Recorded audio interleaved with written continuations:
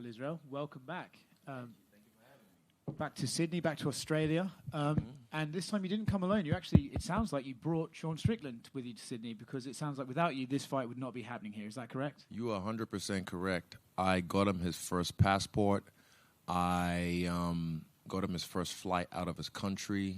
I got him his big money fight. So he should be really grateful after this. He should be really grateful for the opportunity. I mean this is sincere. He should really, because he's talking all this shit, and it's whatever, but like he should really be grateful because I'm changing his life for the better. He was just in here talking to us. Ooh, fill me in. You can sort of imagine it. He did say thank you, but oh, you did? Yeah, he said thanks. Oh, that's cool. Oh, look at that. You teach him nice. You teach him nice things. I can't guarantee he was being sincere, but he did say it. I'll take it. He's obviously not really cutting a very serious figure. You know, he's not coming in here like, I'm ready to get the job done. He's coming here, he's cracking jokes. Do you think that's sort of an example of how he's really feeling about the fight, or is that just how he's trying to push the nerves off until the end of the week? I think that makes him really dangerous. I think that's what makes him dangerous. He doesn't care. He knows I'm gonna beat him, so he doesn't care, and he's gonna try and do his best to beat me by any means necessary. I've been there before. Even my last fight, I knew I could beat this guy. I was like, I can fucking beat this guy. I almost beat him every fucking time, and I beat him the first time, but I know I can beat this guy. And then, you know, he ended up beating me. But I was just like, okay, everyone's counting me out. I'm the underdog, so I was like, right, bet. I'm going to use this, and I don't care. I'm going to give everything to this fight. And that makes you a dangerous man. A man with nothing to lose and everything to gain is a dangerous man. He admits that before the Pereira fight, he should have wrestled. He should have gone in there, and then he didn't, right? He goes in there, and he wants to prove a point. He said ahead of your fight, I've been wrestling, but sometimes you go in there, and it goes out of his head. Do you think he'll have an ego about his own stand-up that when this guy who's supposedly superior, he'll have to match you, or will he shoot for the legs? I mean, he did say he's a better striker than me, so I welcome him to try. But I think his team is too smart, you know. He trains at Extreme Couture. He's got Eric, Ray Sefo and them on his team, so if he listens to his coaches, this is different. This is not just a regular fight that his ego's going to take in place. He wants this. I know he wants that. He tries to push it away, like you say, just to like, I guess, how do you do? What do you call it? Like just like to relieve yourself of the pressure, if you will. But I think he's going to wrestle. And I got something for his ass because me and my buddy Craig Jones be hanging out a lot. So, yeah, we've been around the world. We've been training, and I've been doing this for a long time, and I'm yet to, choke a motherfucker out. So that's one thing that's on my list, and I hope he wrestles. If not, cool, stand and bang, do the man dance, as you will. He's selling wolf tickets when he talks about that, by the way. It's just, I don't think he's going to man dance with me, and if he does, I'm a better dancer than him. He talks like, I want to kill and all this sort of hyper aggressive stuff. But do you believe when you look at the other guys you fought, is he this really tough guy that can get in there and have a war and see you through to the end, or is it just these are all words that just disappear when he steps in the cage? He looks good against guys who are human punching bags. Roll back the tape, UFC 253. I said the same thing about Paulo Costa, and this is not my ego talking. This is just me speaking strictly facts. I said Paulo looks good against guys who are human punching bags. Look at fucking Deshaun's last fight. He fought the Bus, and he was a fucking human punching bag. Just stood there and got beat the fuck up. And I told you guys, Paulo will not catch me. I will catch him eventually. And I told him I was knocking the fuck out, and I did. Again, this is not my ego talking. This is me speaking facts. Sean fights guys and looks good against them because they let him look good against them, and they let him get in their head. But again, I've done this how many times? This is deja vu. This is deja vu to me. Like, all this shit's semi-fun, but what I really want to do is just fight. I really want to fight and showcase, and also watch my team showcase as well before me. And yeah, all that's cap. You have one chance to make a first impression, and he already failed that when I tapped him on the ass. You all saw the receipts, right? I wasn't trying to be a dick. I was just saying hello.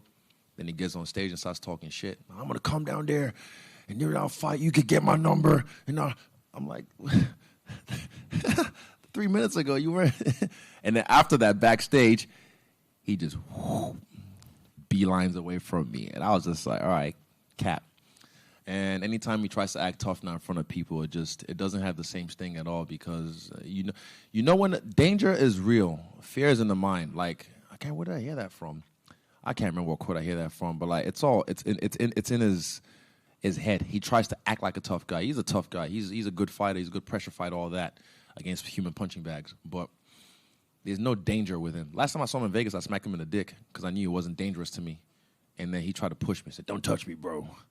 I was like, huh. And I just jumped over my seat, and I just kept on watching my fights. Right. Last one from me. I think everyone sort of, we spoke about it, the press conference is going to be great, but the fight's going to be whatever. So people are kind of assuming you're walking in there and going through this guy pretty easily. Does that add pressure to you, or does that just make you think this is going to be fun? Nah, I don't even think about it. I don't listen to those voices. I hear people say the odds of this, I'm putting my parlay on you. Bro, fuck your parlay. I put my life on this shit. So, yeah, I don't listen to those voices. I look at myself as the underdog in this fight. I don't even know where my belt is at. Like, this is not even my belt. I don't give a fuck. I just want to beat people up, make lots of money, beat people up in different styles till I retire, and then I'll look back and be like, fuck, I was the man. Or I'm the man. But, yeah, in the meantime, Sean's next. I focus on him, and I don't take him lightly. I don't underestimate him, but I don't overestimate him. And he's a dangerous guy, but I have a habit of making dangerous guys look easy. He's really right. I think Will Smith said that quote, by the way. Oh, is that movie with his son? Yeah. That's right, yeah. Fear is in the mind, danger is real. Yeah, he's a dangerous guy if you let him be. But I'm not stupid. And I'm curious, do you dislike Sean at all? Because he's bringing up like the Chinese flag, questioning your manhood and everything. He brings it up quite often. Chinese thing, I don't give a fuck. I've traveled around the world. I've worked around the world. I've fought around the world. I've acted around the world. I've never even addressed it because, look, if I gave a fuck, I'd address it. I'd tell you why exactly that clip or what it was. But I really don't give a fuck. I've been working around the world and making bags. Only thing he said was one clip someone sent to me, and he's questioning my morals and like saying something, and I was like, "You've never even had a conversation with me, and you're questioning." So that one is one I'm doing a Michael Jordan, and I'm taking that one personally, so I can use that against him. But everything else, I don't care. Okay, anime. Okay. All right. Okay. Fuck. Like his insults are like he's that fucking. That's that idiot in the back of the class that just talks over you and talks loud just to get his point across. And again, last time he ambushed me because I wasn't expecting that. And I told him, focus on your opponent because you're going to get knocked the fuck out. And what happened? He got knocked the fuck out. You also said that you envision a spectacular finish in this. You want to kind of put the exclamation point on the City Kickboxing lineup on this card. So when you say spectacular, what is that? Is that a knockout? Is it your first submission in the UFC? Is it a back and forth fight? There's a few options. There's always when you visualize these things, there's a few options, there's a few timelines this could just go. But yeah, there's a few of them. But there's three main ones that I'm honing on, but I can't tell you guys just because they're mine. But I guarantee you, I'll finish this guy. And last one for me. I know you've done a lot of Q&As about your documentary that just came out. So what's the reception been for the movie? It's been dope. I think Sean should watch it. He might learn something. To be honest, I've even said when I did the Q&A on Monday, when people watched my doco, I said, like, look, the main thing, that Style Bennett documentary, by the way, coming soon, Australia, New Zealand, September 28th. After that, soon to streaming platforms. I said to people, I was like, what I want people to get from that documentary is like, I'm not saying be like me. I'm just saying be like you. Be authentically you. And don't give a fuck what anyone else thinks. I'm not saying look at me and, dress the way I dress or paint your nails or fight. I'll just say, man, that guy Styles is just like unapologetically himself and is just showing, he's just bearing his chest to the world, showing his heart to the world, his heart on his sleeve, and doesn't care whether you like it or not. He's just happy. So for me, I'm really happy.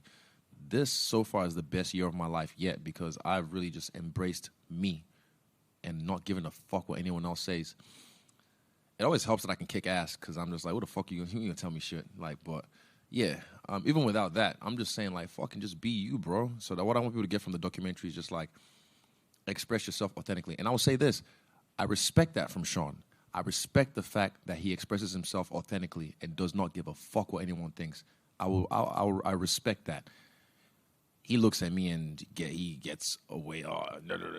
But again, I don't care. That says more about him than it does about me because I am expressing myself authentically.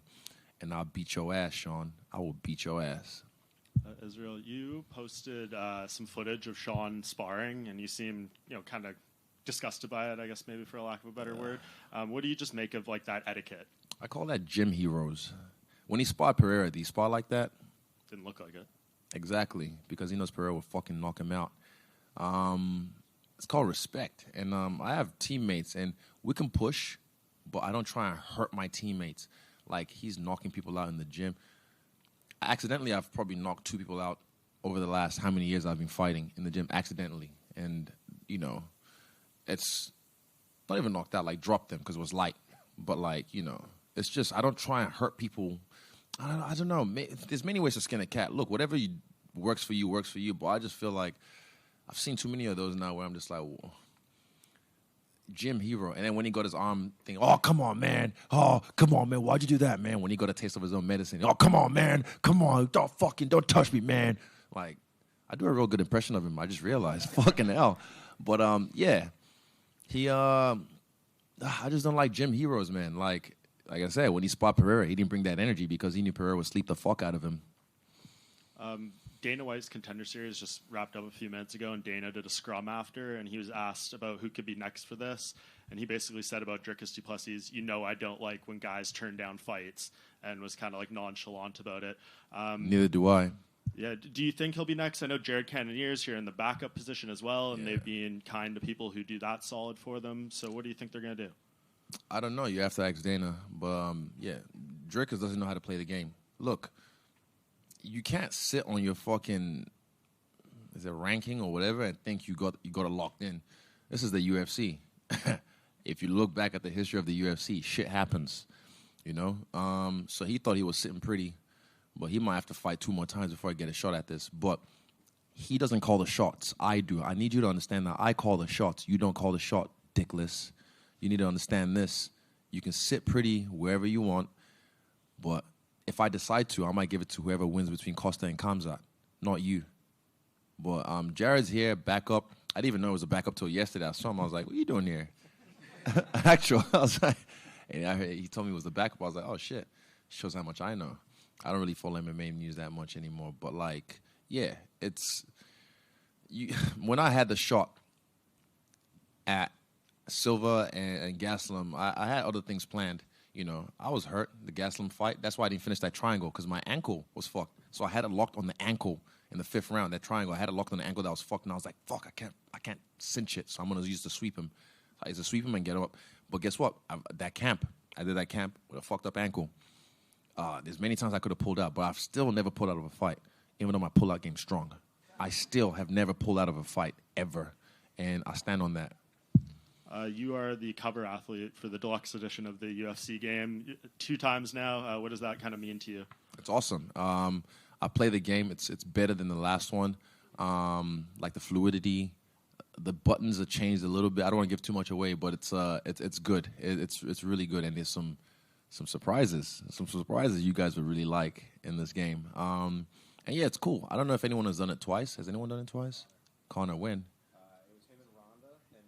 Okay, similar, sweet. So like, yeah, it's cool to be on that same, echelon of a guy who's done it twice as well. And yeah, it's cool. I look forward to playing the proper game, not the beta or the preloaded version. Yeah, and just last one for me.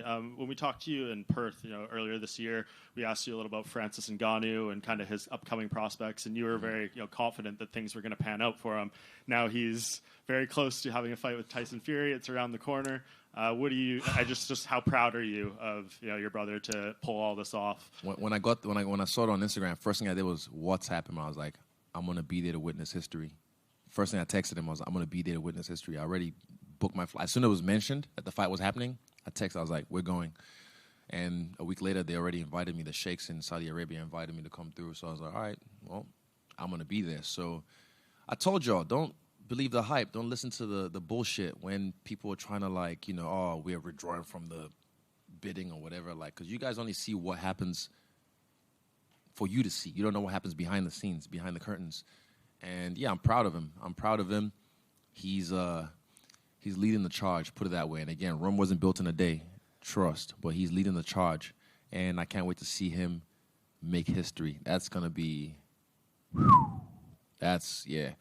And it's a long shot from people, what they say, this and that, rah. But this man fears nothing. If you listen to a story and what he's been through, like before the UFC, he's fortified. He's up here. He's locked in. He's a guy that you can't shake him. You can't break him. Look at him. Just look at the man. I'm fucking proud of him, man. So, yeah, shout out to my big bro Francis, and I can't wait to watch him make history again. Israel, just over here. Congrats again on the movie, man. You gave a lot of fascinating insights into your life. And you spoke to Aaron Bronstead of TSN about like how Sean reminds you of guys from your past, right? And I wonder, like, there's probably times in your life where people like that, you weren't able to do something about it in the moment, right? Even though you wanted to. I wonder how your mentality is now and how it changes versus the younger you compared to now when you actually are able to do something about it. Do you still have that same desire? Yeah, I mean, I did it to Costa. I said the same thing. I was like, it reminds me of idiots I had to deal with growing up. But then now I'm capable. And I've said this, there are no good or bad people. People are just capable of great good or great evil. Like, people try and act like they're virtuous, but they don't really have a leg to stand on because they're not dangerous. I am now a dangerous man, and I can choose to be a dangerous man, or I can choose to be soft-hearted and kind. And I'm mostly, in my life, soft-hearted and kind until people start to fuck with me. Then I'm like, right, I'm about to beat the fuck out of you. I'm about to bully you. So I have to become what I hate, but I use my powers for good instead of evil. And, yeah, not saying I'm fucking a saint. You guys already know. I've told you guys since the jump, I'm not your fucking saint. I'm not your hero. I'm not your guru. But I'm just me. And if you fuck with it, you fuck with it. If you don't, you don't. Guys like Sean, yeah, I've dealt with them all my life. But, again, it's nothing new to me. Now I get the chance to beat the fuck out of him. That's the difference. And I'll do it again Sunday afternoon. Has that helped you let go of some of those things from your childhood? Like the fact that now you have the power to do something about that, if you know what I mean? Yeah. It doesn't, I don't hold on to those things. They definitely shape you, you know. They definitely shape you. Like, growing up, it's all trauma, you know. It's all stuff that, because some of the stuff I had to endure is all trauma. And even I've seen some stuff. Oh, fuck. I found out yesterday, cunt was a neo-Nazi or some shit. Yeah, I had no idea. I didn't look. Shows you how much I look into it. I had no fucking idea. Breaking news.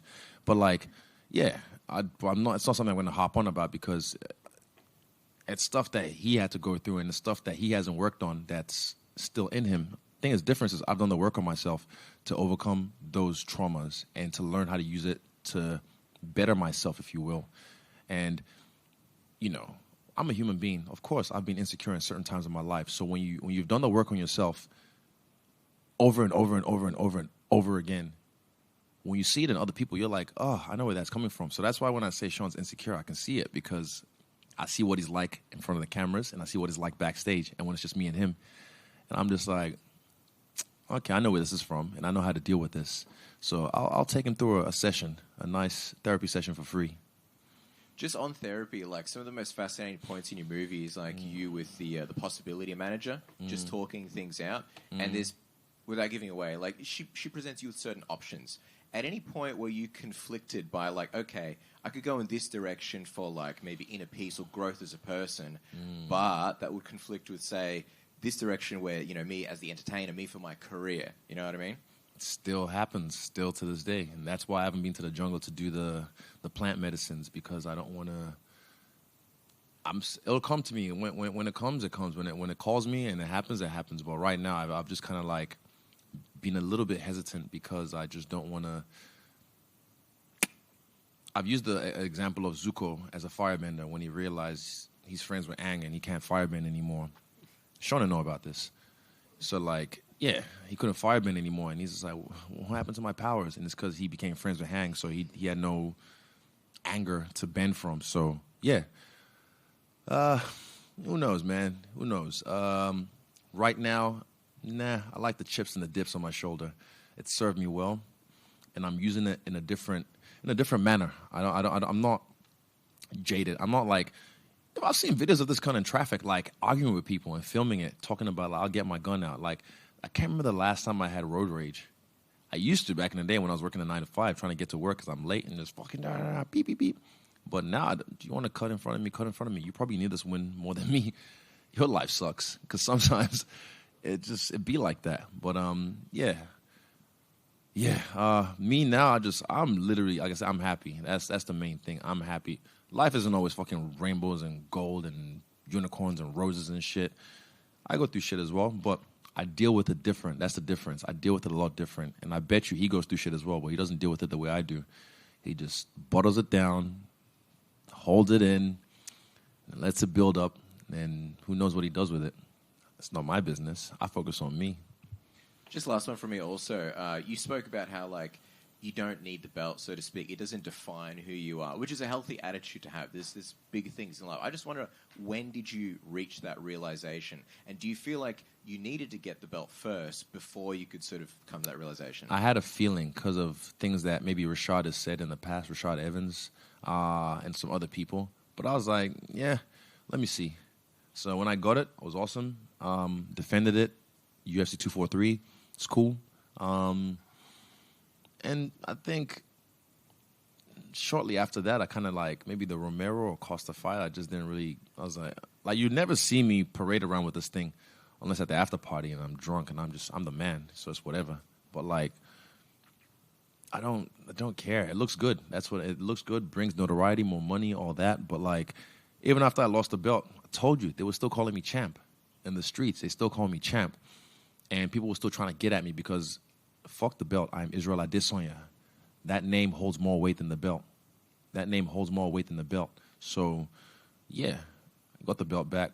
Whoop-dee. I'm sure Eugene knows where it is. It's probably at his house, under his bed or something. Both of them. But like, yeah, it is what it is, and it's a healthy attitude to have. But don't get me wrong, gold looks good on black skin, and I love rocking that gold. So it's gonna stay with me for a while. Thanks, man. After the Pereira fight, John Anik called you the greatest middleweight of all time. Where do you think you rank in that discussion? I don't think about it. Like I said, I don't think about these things. I don't chase these numbers. They chase me. I just stay present. I stay focused. I stay ready. That's why I fight so often. But yeah, I just make sure I get my job done. That's the main thing. And then, like I said, I look back and I'm like, holy shit, like. I've come so far. Apparently it's my 11th title fight. I had no idea in 5 years. Excuse me. All these numbers people tell me about, and they said I knocked out 4 of the 6 top guys in the rankings or whatever. I'm like, did I? I can't even tell you who. But yeah, I don't. It just happens. I just keep doing me. And in saying that, so if you're not chasing to be the greatest of all time, and as you said, being a champion isn't as important to you now, what are you chasing? I was chasing that. I was chasing the greatest of all time. And I still think I'm one of the greatest of all time. I put Alexander Volkanovski as the greatest of all time in my eyes because I see the work he does, and he's my buddy, and I love the way he fights. He's one of my favorite fighters in history. But I've never looked at, like, when have I ever given a fuck about the rankings? You guys, if you know your history and you know how I talk, I don't give a fuck. But I know I'm the best. And I'm not done yet. I'm still going. So I know when it's all said and done, I'll be the best. And this is art. This is like the whole Michael Jordan versus LeBron argument. I saw my boy, shout out to Kazim, he put an Instagram video I saw up today where he's like, enough with the debate. Like, when have you ever changed someone's mind when you have that debate about LeBron versus Michael? Never. You know why? Because it's art. And art is subjective. I don't need you to think the way I think. You can think fucking Kobe's the greatest of all time. You can think Magic Johnson's the greatest of all time, And even with rapper, Biggie or Tupac, who's your top 5? People, it's like this fucking, they just, I don't know, Biggie and Tupac aren't even my top 5 rappers, to be honest. But that's art, because I didn't grow up in that. I did grow up in the era, but I wasn't really tapped into them till after they left. And I love their music, don't get me wrong, but they're not even in my top 5 because I grew up in this era, and I have other guys who are my top 5, and that's art. It's subjective. You can think whatever you want. You don't have to think like the way everyone else wants you to think and say what everyone else wants you to say. Just say what you want. No one even thinks about why they think things they do. I question myself all the time. If I have a feeling of like maybe even jealousy or envy or I'm angry or I'm sad about something, I'm like, where's that coming from? This is the work I've done. If you watch the movie Stylebender, 28th September, and also streaming platforms shortly after, you'll see like I've done the work on myself, and I'm like, where does that come from? Where's that emotion come from? And then when I identify the monster, then I kill it, and then I made a move on with my life. And then sometimes it might rear its ugly head again, and I'm like, oh, it's about to come out, squash, because I can sense it's coming. So yeah, I'm not perfect, bro. I'm human. I'm a piece of shit sometimes, but also I'm the man sometimes, a lot of the times. And that's just the dichotomy of being a human animal. And people can't express that. People, especially online, you dumb fucks can't even understand because you just project your own shit onto me. And you think I'll react the same way you'd react. Example, the loss. When I had it in New York, people were like, oh, he's going to be fucking under a rock crying and cutting himself. But I was like, I'm outside. And they did not like that. They were like, fuck, we thought this would destroy him. But nah, what doesn't kill me makes me stronger. Israel, just to your left over here. February of 2020, you spoke at the Halberg Awards after winning Sportsman of the Year. During that speech, you mentioned that New Zealand has the culture of tall poppy syndrome towards its athletes. You said, and I quote, understand this, if you see one of us shining, whether it be the netball team, the Black Caps, the Sailors, pump them up, embrace them, because if they win, we win. If I win, you win. Do you believe since that speech 3.5 years ago that attitude has changed or shifted at all towards yourself and other New Zealand sports athletes? No. I'm not going to change the world. Look, I'm not going to be the guy to change the world. But what I will do is influence my immediate circle, those who come into my orbit, and try and like spark a mind or a few minds that will do the same, like a network of change. And within a few generations, that culture might change. But it hasn't changed. I don't think so. Majorly it hasn't changed, but like I get a lot of support from the streets in NZ, bro. Like when I go get my beetroot in the morning, I get people like, "You're the man, bro." Like they'll toot at me, you know. Shout out to the NZ Warriors. They're about to whoop Sydney again, or is it Sydney this weekend? The Panthers, yeah, about to whoop them this weekend. Saws, not Saws, they're my boys.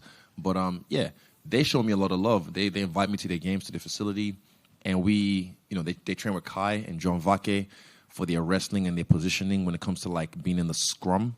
I know sports, but like, yeah, it's not changed heavily. But again, Rome wasn't built in a day. It's not going to change overnight. I think it's just ingrained in the culture where it's like people, like I said, people will see someone doing well and think that's taken away from me.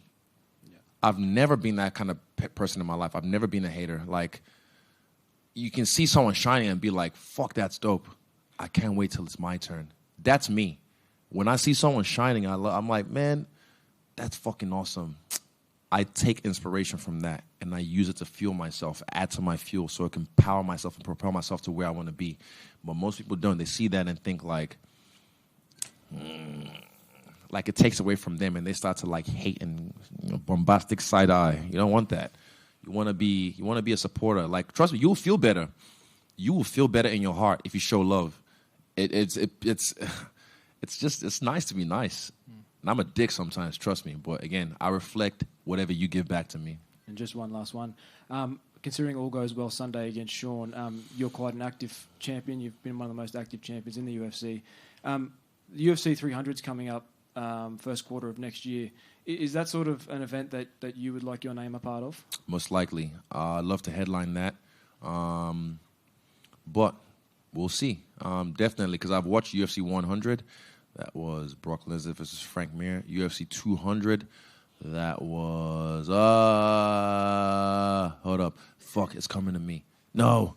Mark Hunt was on that one. He fought Brock Lesnar as well. Did he? Yeah. Amanda Nunes, Misha Tate. Who was the headline? Fuck. Nunes, Tate.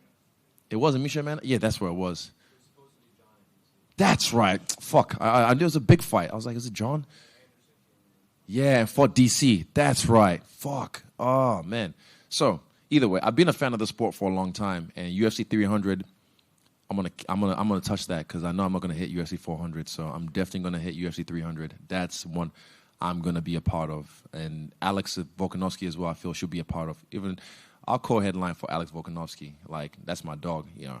But yeah, if he doesn't fight, then I'll headline it, and I'm sure there's other people as well. Conor will probably try and jump in there because he's a superstar. He'll just, get whatever he wants. But yeah, we'll see. We'll see. I know we're just moments away or hours away from the open workout. Stunner or rock bottom, what's the ultimate move that you like? I might just even do a Q&A and like let the fans talk shit, and I'll just talk shit. I just worked out before I came here. I'm kind of still perspiring. But yeah, I'm not open workout for me right now. I haven't done that in ages, and yeah, we'll see. We'll see what the crowd. Sometimes the crowd will just change my mind. I get there and I just feel the vibe, and I'm like, fuck it, let's go. But right now, I'm not really in the mood to do anything too flashy or too crazy. So might just get Andre to hold the pads and just do some basic shit. And I'd rather just like show love to the fans, give a few giveaways, a few competitions.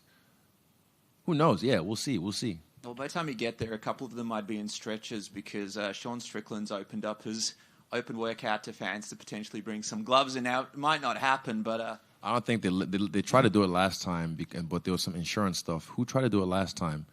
Jorge Masvidal, that's right. And they were like, this is good. We're going to get sued. We're going to get sued bad. But, I mean, hey, that's his thing. So if he wants to, go ahead. Me, I'm just, I've already worked out today. If I do something, I do something. If I don't, Israel, just over here. You've spoken in the past about emulating that Son Goku spirit. At this point in your career, with so many title defenses and accolades, is your focus now on just fighting the best and securing your legacy as a martial artist who fought anyone and everyone? Yes. Yes, that's pretty much it. Excellent. And look, one last question for me. As the business side of mixed martial arts grows, do you think that the purity of the martial arts is getting lost at all? Not with guys like me, no. Not with guys like Alex Volkanovski, no. Yeah, this is a business, of course. We want to make some money, better our lives for our family and future families. But, some people go overboard, cross the lines, and do all that kind of stuff. But,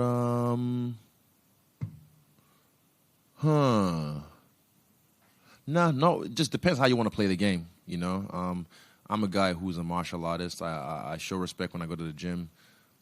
Me and my coaches, I show them the highest respect. When I'm in there, I still bow before I leave the gym. When I enter the gym, I still bow. I don't think it's a loss with me. And also, I'm a guy. You watch me fight. It's art. It's beautiful. If that's what you like. If not, you can just say it's boring. It's dumb. It's stupid. And you can watch whoever else you want to watch. Yeah. But for me, martial arts is what I'm here for. And making money. Lots and lots and lots of money. Yeah. Kia ora, Izzy. In previous fights, in previous fights, we've noticed you've had a bit of a mantra or a motto leading in that seems to motivate you. Like in the last fight, it was do less, say less, do more. Mm-hmm. Did you have one for this fight that to help you, like, be that little flame that kept you going? And to second that, if you don't, does that mean you take the fight a little less seriously? Nah, not at all. Not at all. I was gonna write something in my mirror, and I was just waiting for it to come to me, but it never came. So I was like, it's okay. But I just knew, like I've said, it 1 + 1 is 2. I'm gonna knock out Sean Strickland. So I know I'm gonna finish him. I really want to I want to. I don't want to knock him out, if that makes sense. But like, it's just 1 + 1 is 2, and I'm gonna knock him out. I'd rather submit him. To be honest, I want to submit him. But like, what we've worked on, and what he does, and his ego and his brain is just a peanut. So 1 + 1 is 2. Water is wet. Sean Strickland's getting slept. Speaking of submissions, is that, you mentioned on Flagrant that's what you had planned for Rob if you had a trilogy. Is that something you're now more actively chasing in the cage to keep it fresh for you? Or? No. I try not to chase things. With Rob, that was like that was a stipulation with myself to myself, so I can get up for that fight. Because to fight him a third time, I was like, ugh, okay, well, he's gonna shoot, so I'm gonna have to find a way to sprawl, take his back, choke him out. Yeah, that was the plan. Sorry, Rob, he just gave it away. God damn it. Damn. Izzy over here to your left. You in this interview here, you've mentioned it, and your teammate Shane Young in here mentioned it earlier. Comparing this fight to the Paulo Costa fight, what is it about this fight that draws that comparison? Is it the energy? What is it? The energy, and it's just, like I said, deja vu. I said that in one of my posts this week. It just feels, it's like, again, I would make him cry like a baby, you know.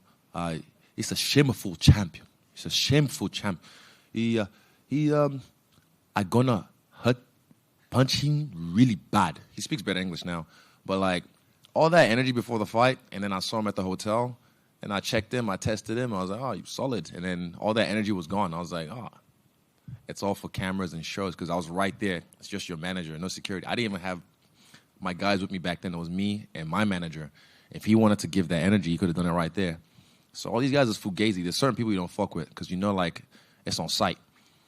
So it just feels familiar. And I've, like, before that fight, before my UFC debut, I felt this energy before where guys trying to, like, be boisterous and, hold me back, bro. Like, you know, that kind of vibe.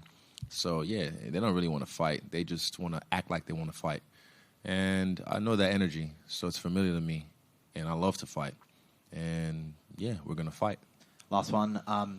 This week, you've talked about you want to get your nails done. Do you know what you're going to do with your nails? Yeah, drip tips. That's my favorite. Drip tips, because it'd be disrespectful to knock him out with these ugly things. So, yeah, I'll do my toes as well in case I kick him in the face, which I will. So, I don't know if I'm going to paint them, but I'm just going to get them, like, pretty, because if they're not pretty, they're claws, and they'll cut his face. So, I'll make them pretty. Maybe put some sparkles on them. Yeah, put some sparkles on them. And, again, this is the last time I did my thing was on an interview, and it's the same ones. I've just kind of, like, taken the gel off and stuff. Like, this does not define me. I do this, like, once, maybe twice a year. But idiots want to, like, that's him. He's pushing the agenda. He's this, he's that. But I'm like, you hone on one thing because you're an idiot. You have no capacity to actually broaden your mind and see things for what they are. Because you're an idiot, and that's why you're a fucking sheep. And that's why you get told what to do, and you listen to whatever the fuck they tell you, because you're a fucking sheep. That's why. And, yeah, I'm not the kind of person that you can put in a box. People have tried, but I live like there's no box. And that's why you belong in the fucking box, you sheep. Thank you very much. Easy. Any other questions? Yeah, Penina. Sorry, Vicky. One more from Penina. It's Tongan Language Week in New Zealand, and I was wondering if any of the Tongan guys that you train with or that you roll with have taught you any words or phrases. Way before that, I already knew all the bad Tongan words, and I will not say them here. But I'll just say ofatu, all my tokos. Mwah. Spread love. That's what a real mob do.